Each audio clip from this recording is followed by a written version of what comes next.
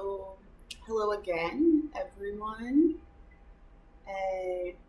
Today, I am Miss Kupka, and I'm going to keep reading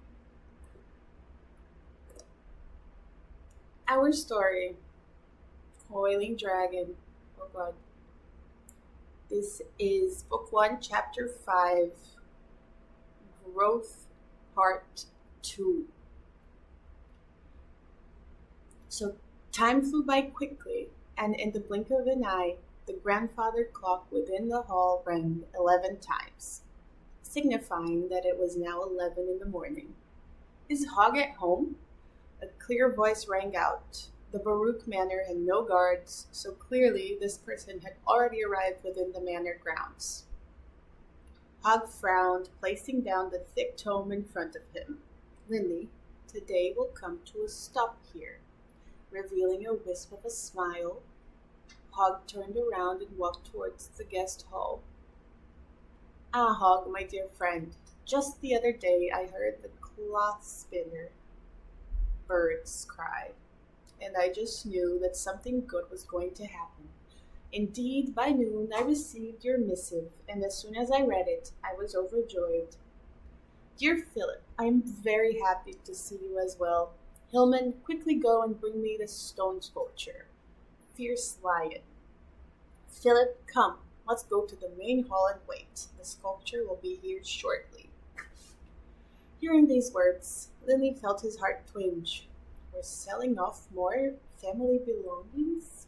Lily knew that the fierce lion sculpture was one which his father deeply liked, but the Baruch clan, which took very little taxes from Lushan Township, really was in dire economic straits.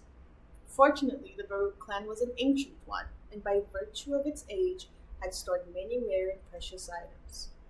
Unfortunately, even the vastest of hoards could not withstand so many years of auctions and sales.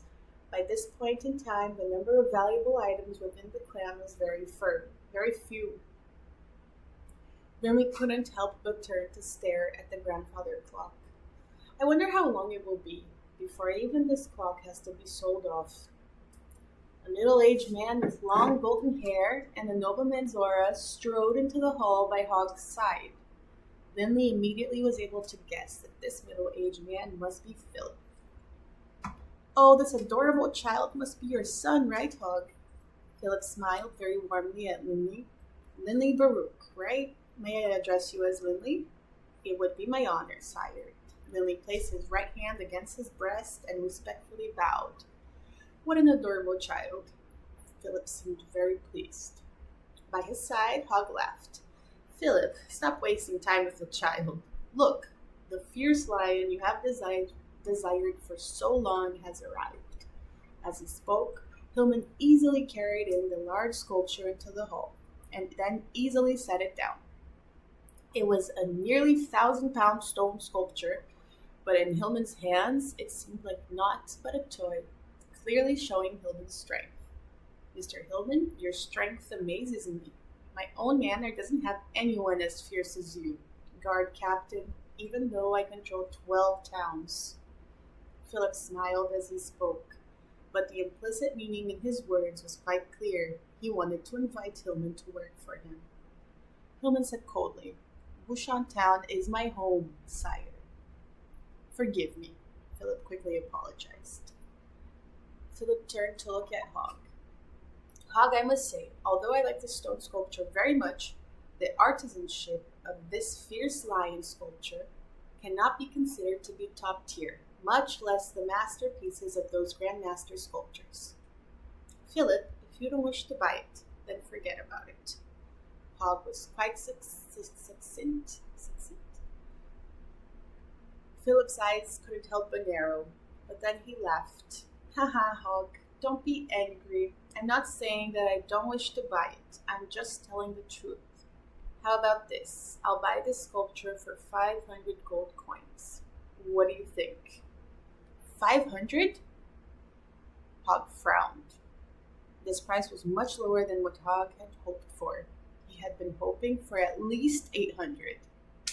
In the Yulan continent, one gold coin equaled 10 silver coins, equaled 1,000 copper coins.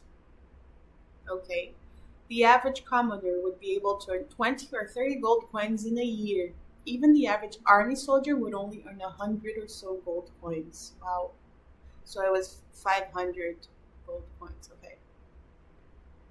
Already like someone's life worth. Oh god.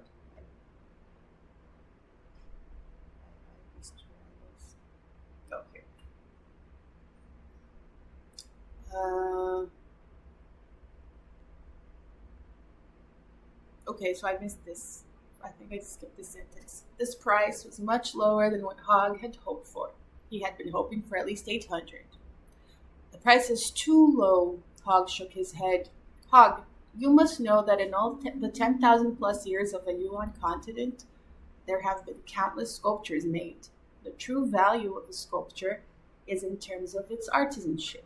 As far as the artisanship of this one, well, suffice to say, I just like it. 500 gold really is my highest offer. If you don't accept, then let's just forget about it. Philip laughed as he turned to look at the grandfather clock in the hall.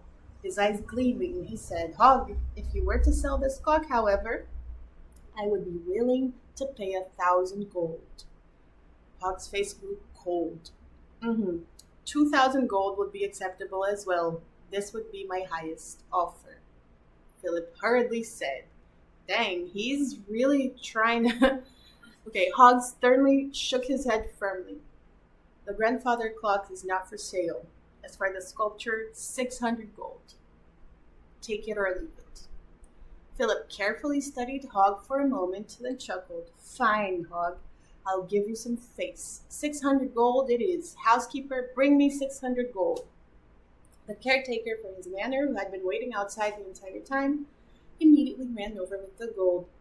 6 sacks of yellow gold. 600 gold, Hogg. You can count it if you want. Philip smiled.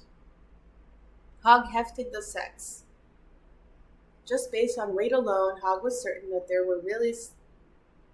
really were 600 gold coins in them, 100 gold per sack. Hogg smiled and nodded. Philip, how about having dinner with us? No need. I still have some business back home. Philip laughed. Philip's housekeeper subsequently instructed 2 powerfully built warriors to lift and carry away the sculpture, which they did with difficulty. After Philip and his entourage had departed, Hogg stared at the 6 sacks of gold, a dim look in his eyes. This time, he sold the stone sculpture. Next time, although the manor still had many things remaining, sooner or later they would have nothing left. Father, I want to learn to be a sculptor, Lindley suddenly said. Lily knew very well that in the Yuan continent those famous master sculptors could produce works valued at tens of thousands of gold pieces each. Some famous sculptures could even reach 100,000 gold pieces, and wealth aside, the societal ranking of these sculptors was also very high. If I could become a master sculptor, then, Father, we'll no longer have to sell our family possessions.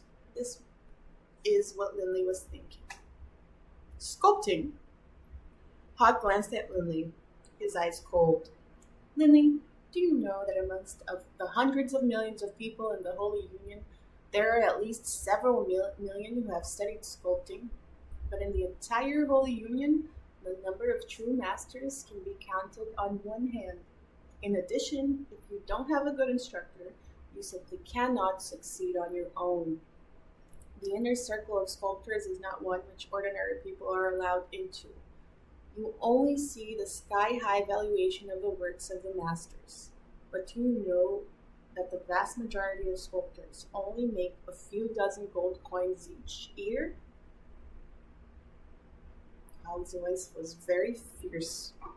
Lindley was so frightened, he immediately knelt down. Just now, he only spoke because he thought that sculpting could improve his family's situation. He didn't expect his father to say so much and lecture him so sternly. Enough. The ancestral hall needs some cleaning. After lunch, go and clean it up, Hogg said coldly. Yes, father, Lindley said respectfully. Looking at Lily, Hod sighed in his heart. Sculpting. Oh, child, do you know that in the past I also practiced sculpting? I spent 10 full years of my life trying to learn, but unfortunately, my sculptures weren't worth a single coin. Hod, too, had once foolishly dreamed of becoming a master sculptor and thereby improving his clan's situation. But in his heart, he felt very helpless. Despite spending 10 years training, his sculptures were still worthless. The field of sculpting could be described as a pyramid. Those famous master sculptors were at the top of the pyramid. They enjoyed a high status, and each sculpture they made was worth hundreds of thousands of coins. But the valuation of the work of the countless low level sculptors at the bottom of the pyramid was so crushingly low. Most of their works would just be bought by commoners for just a few silver coins to use as decorations in their homes. All right. And that is the end of chapter 5.